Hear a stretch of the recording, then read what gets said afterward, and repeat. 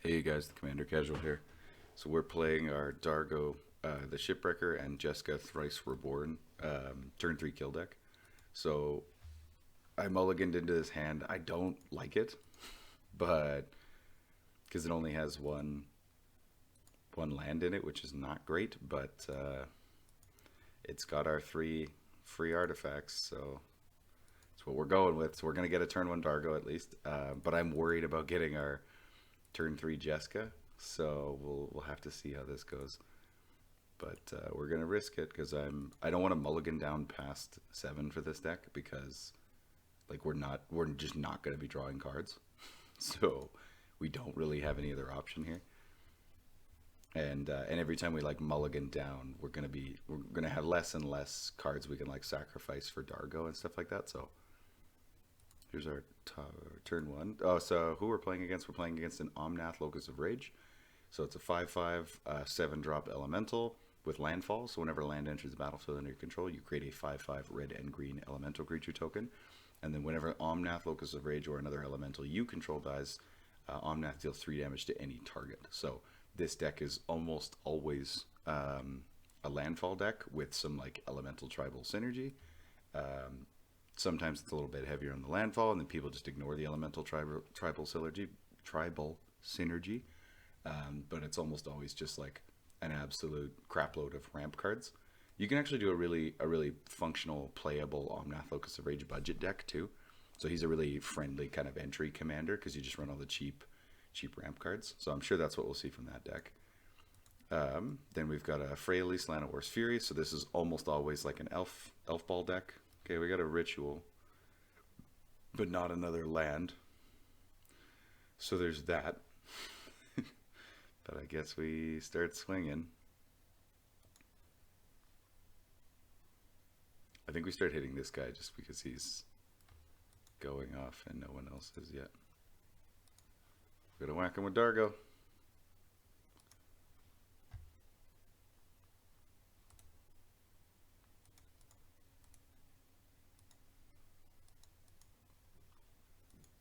Just so that I don't have to leave that up. Yeah, so Freyalise, she's a Planeswalker commander. +2, create a 1/1 green elf druid creature token with tap, add green. -2 is destroy target artifact or enchantment. -6 is draw a card for each green creature you control. So she's just like a value green commander. We're going to see some elf tribal out of here, I'm sure. Probably going to be like an elf ball deck. So reliant on playing tons of mana dorks and elf mana dorks and tapping and untapping and then using their nearly infinite amount of mana towards some kind of end game.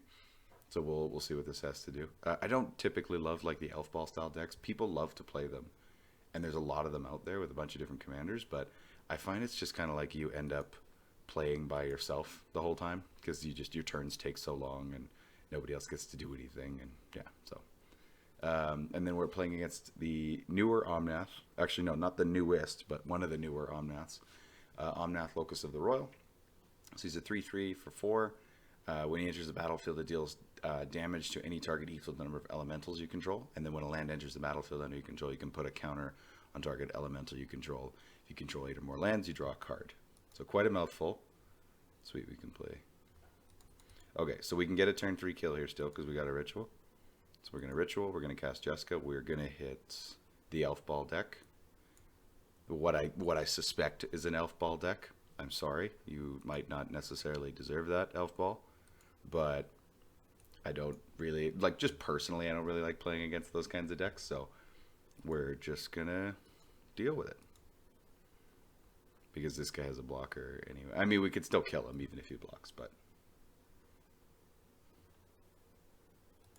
the hilarity here is just the absolute smack right off the bat. So, and I'm not trying to be like a jerk by calling this early or anything like that. It's just he'll die 21 damage.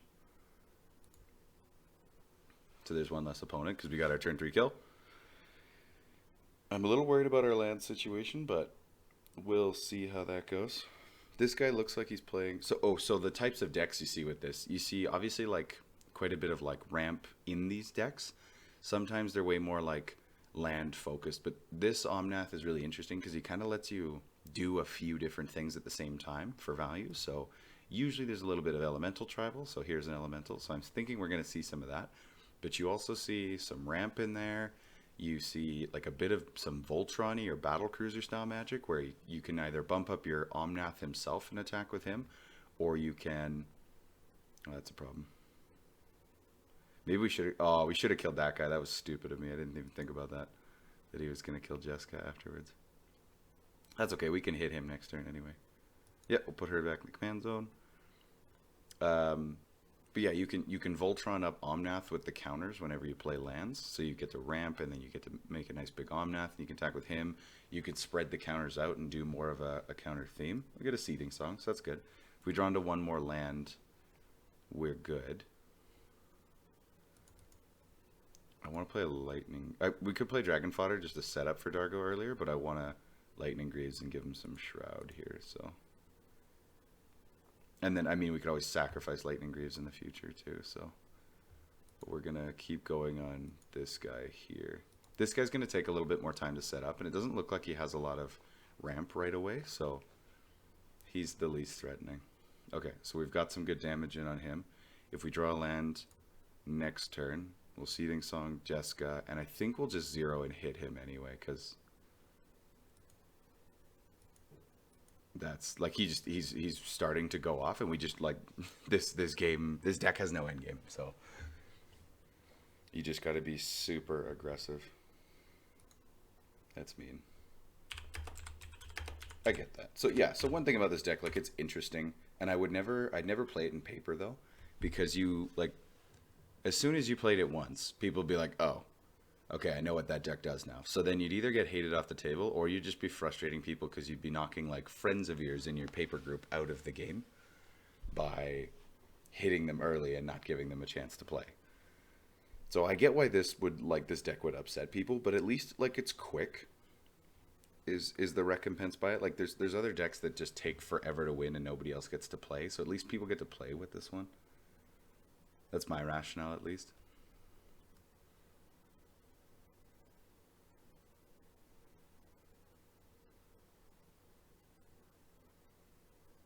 Yeah, so this guy's definitely running like Elemental Tribal here.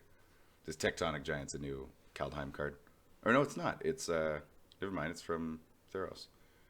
When it attacks or becomes the target of a spell an opponent controls, you get to do one, so you deal 3 damage to each opponent, or exile the top 2 cards of your library, choose one until the end of the turn. You may play that card. So it's a really good card. And this guy just has an Elder.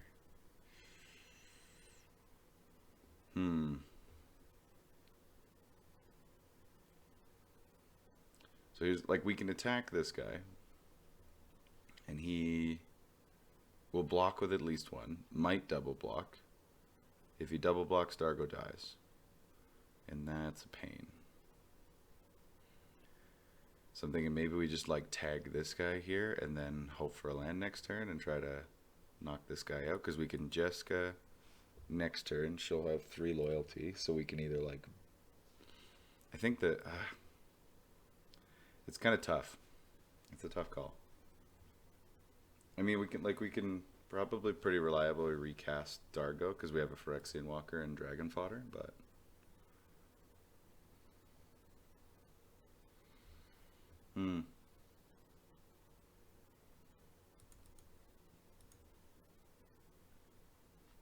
we'll cast our Walker and Dragon Fodder anyway.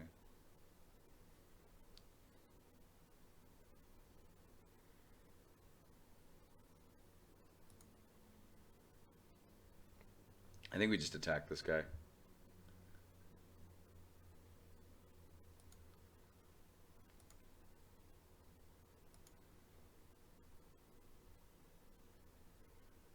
And force him to block.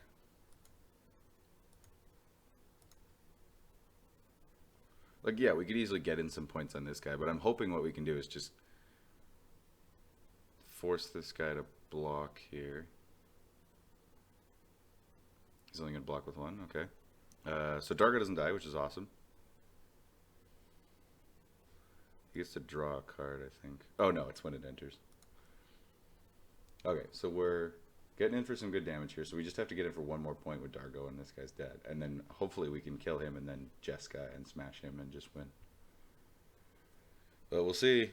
He's got a blocker, so... Although he might sack it to go get, or to draw a card and go get lands. Yep, there it is. He just kept it for Dargo, I think.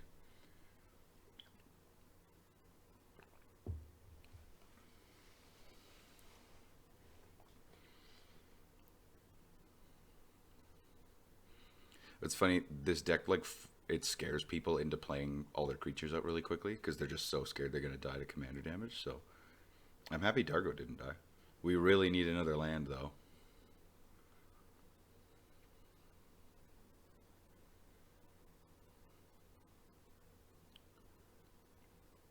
I think this guy's plan is he's like, oh, well, I'll untap with these guys next turn, and then I'll have seven toughness on board. But if we play Jeska next turn, we can just burn one of his dudes and hit him with Dargo. I mean, like, she might die, which is unfortunate, but... Or she will die if we're having to burn out this Leafkin Druid, but... And then this guy's got a huge blocker, which is a pain. Maybe this guy has some removal or something? Or he's just fishing for answers?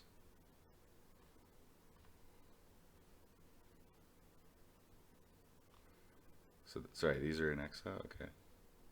Yeah, we're not going to block. We have full health. So, you choose one of them, okay. And then until his next turn, you can play this card.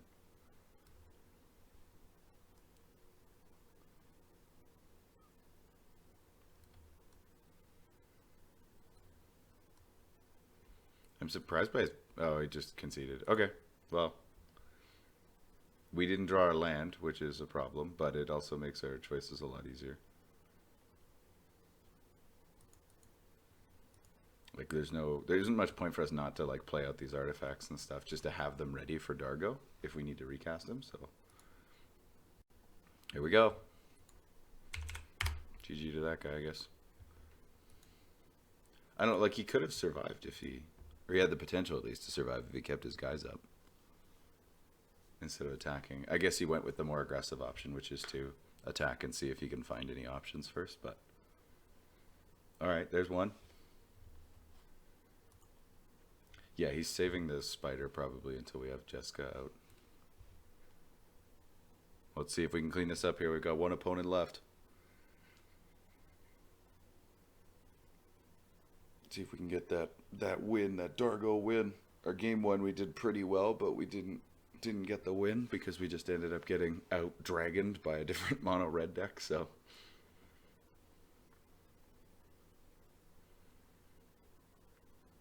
Atali. That's a little scary. Yeah, this guy doesn't, like, he's got a bunch of big stuff, but I haven't seen any ramp from his deck yet.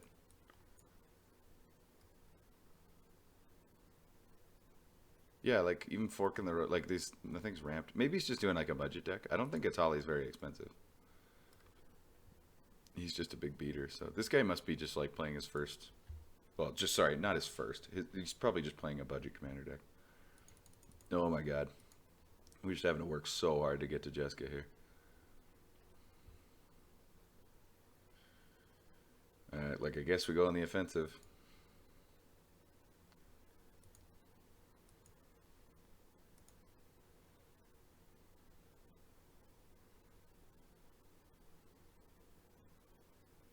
Okay, he's just taking it. We'll see, we'll see. I mean, next turn we get Jeska. The issue is he can just soak our damage next turn, so...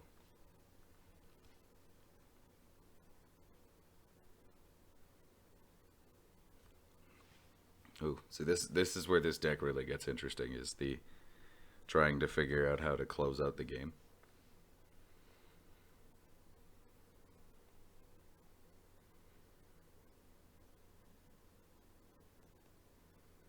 See what this guy's got here. So the issue with Jeska is she did, like, usually we can use her to wipe out some, we have the option of using her -X to, like, wipe out blockers and attack, or we can, you know, triple up Dargo's damage to players. But he's got some big bodies on the board, so Jeska's not really useful for either of those in that case, like, because she's not gonna, she can't kill them, and then he can just soak the damage. Okay. So he mob rolled for power grade 4 greater. So he's gonna. Is he gonna attack with everything here? Ah, I was really hoping he was gonna leave himself open. Okay, so he exiles a Great Furnace off of our library. Enjoy. And a forest from himself. That's a bummer. So Atali, for those that don't know, when he attacks you, exile the top card of each player's library, and then you can cast any number of spells from among them for free, provided, you know, they're not lands, because you can't cast lands. So, yeah, we'll 100% take that damage. It was a big hit, 13 damage. We got lots of health, so. It's so annoying that he's got 7 power. Or 7 toughness, sorry. Chrome Mox.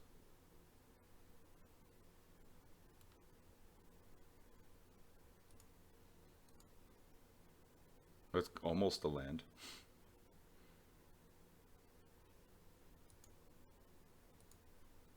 We'll exile this Vandal Blast. Because this guy doesn't have any artifacts anyway, so. I'm curious if we try to get in with the goblins here. Like, why not, right?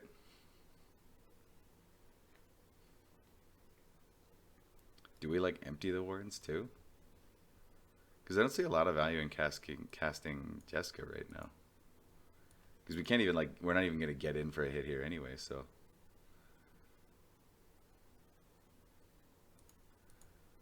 Yeah, we'll just empty the warrens, I guess.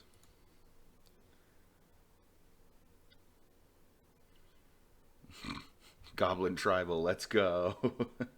I'm willing to bet somebody's on a Goblin Tribal deck with Dargo. It seems pretty fitting.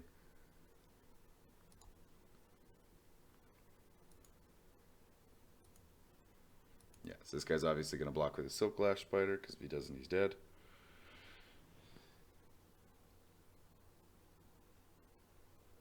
Right on. I mean, that's one less thing in the way.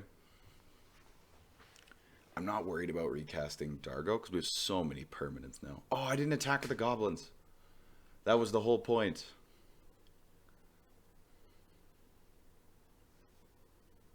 Okay, now he's got Omnath and a land.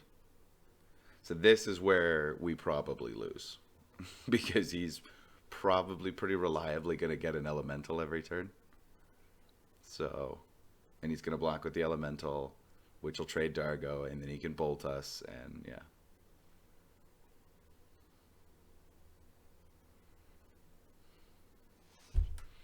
Let's see what he got. Maybe he got like a 0 mana artifact from us. He's just got a mountain.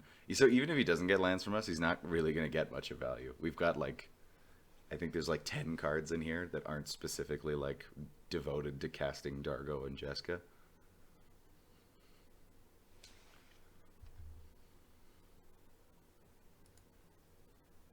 Go ahead and whack us. He got to cast a Grapple with the Past. Mill 3 cards, you may return a creature or land card from your graveyard to your hand. I think you returned a land. There's his bobble. Look at a card at random at target player's hand. You draw a card at the beginning of next upkeep. Ooh.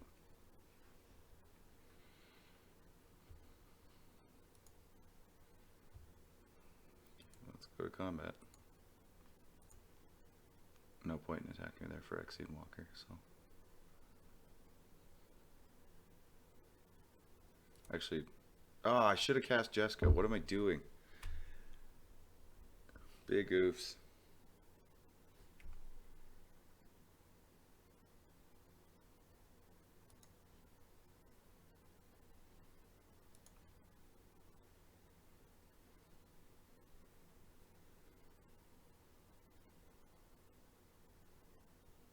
That was a huge mistake because at least like he's gonna do 2 damage here, and it would have gone up to 16.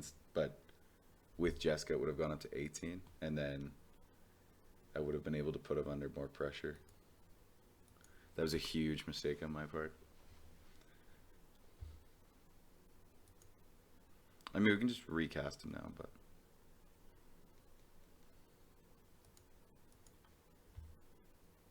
Is he hitting? Yeah, he's hitting my face with it. Not surprising.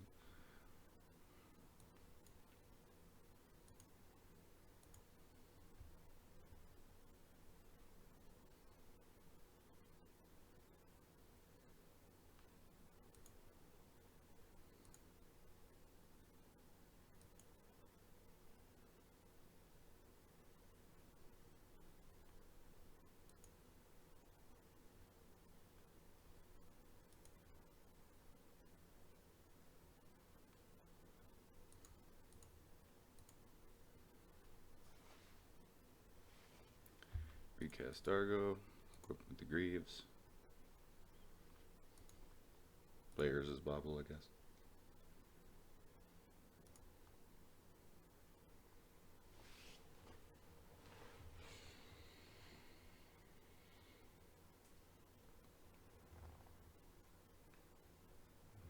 The dream here would be him not having any lands in hand, but I know that's not going to happen, so...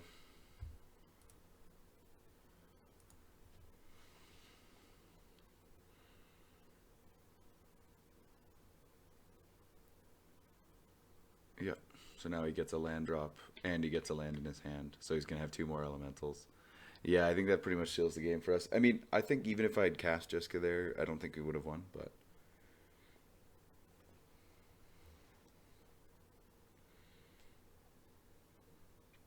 I think that's how this deck is going to go a lot, is we just get really close to a win, but just can't quite finish it. Goblin Dark Dwellers. Interesting. Oh, because you get to cast an instant or sorcery with 3 or less in your graveyard, and those are almost always ramp spells. Yeah, makes sense.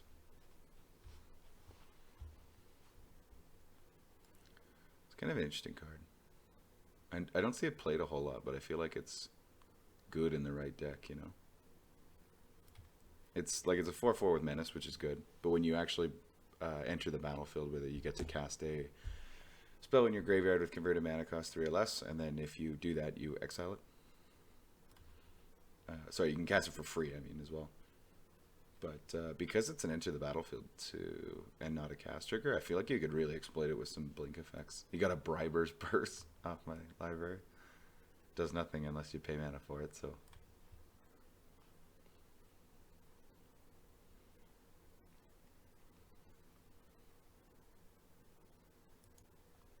Yeah, we're looking pretty hooped here.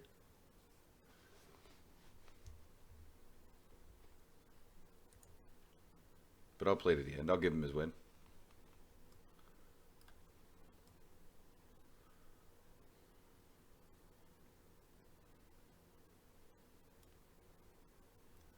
So could we even use this? So we have 1, 2, 3, 4 mana. We could add another 2, so 6 total. So you can cast this for 5 and then turn him into a 5/5 for 1. Yeah, I think we're pretty hooped.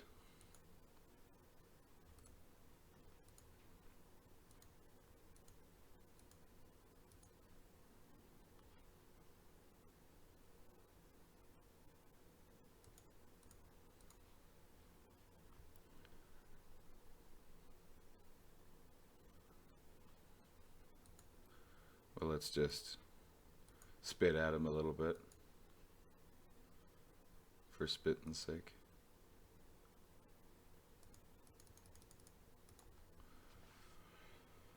Hit him with some damage, kill his Dark Dwellers.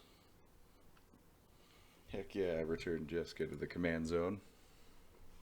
I said this in my game 1 with this game, or with this deck too, but the more I play Jeska, the more I want to build some kind of like big mana deck just based around casting her a million times.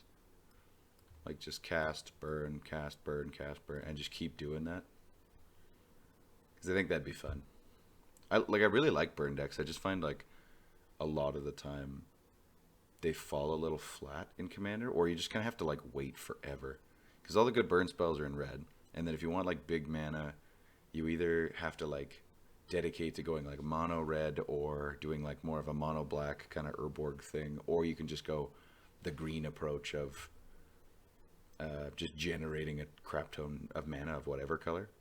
So I usually go with the green approach because I like playing big mana decks, but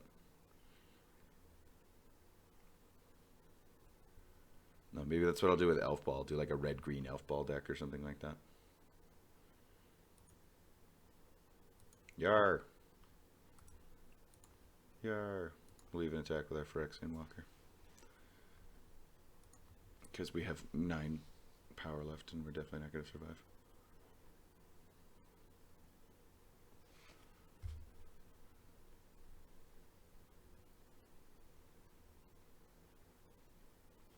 I mean, I suppose I could have played this like smarter and left blockers, like this turn I mean specifically, is like left blockers up and maybe drawn like one of our like double strikey things with him, and then maybe combat tricked that and got in or something like that. But there's a very unlikely chance of happening, and yeah, this deck's a little spiky anyway, so we'll give him the win here because he deserves it. That's that, my dude. Kill me. One thing I don't like is when somebody has like the obvious win on board, like I have no cards in hand and stuff like that, and I'm almost entirely tapped out, and then they like spend the whole turn like just playing a whole bunch of unnecessary stuff on like their pre-combat main phase. And it's like, yeah, like, you know, if there's a specific benefit and you're not totally sure to playing it on your pre-combat, like go ahead. But I find a lot of the time somebody has like the winning stroke on board, and then they sit there and kind of fluff themselves the whole time while you're kind of like I'm staying in the game to give you the satisfaction of winning. Don't overdo it. But this is how I feel about it. He got my Claws of Gix. Oh no. I mean, theoretically, he could exploit that to some kind of benefit. Just pay one and sack a permanent and gain a life. But he could sack his elementals to bolt stuff if he really wanted to. And that's the win. Well, another close game with the Dargo deck, but not quite a win. But still fun to play, though. It's such a goofy, interesting, aggressive commander deck, which isn't really how the format works, but it's fun to play. If you have any suggestions on cards or decks or commanders or anything like that you want me to play, just leave it in the comments. Thanks for watching. Have a good one.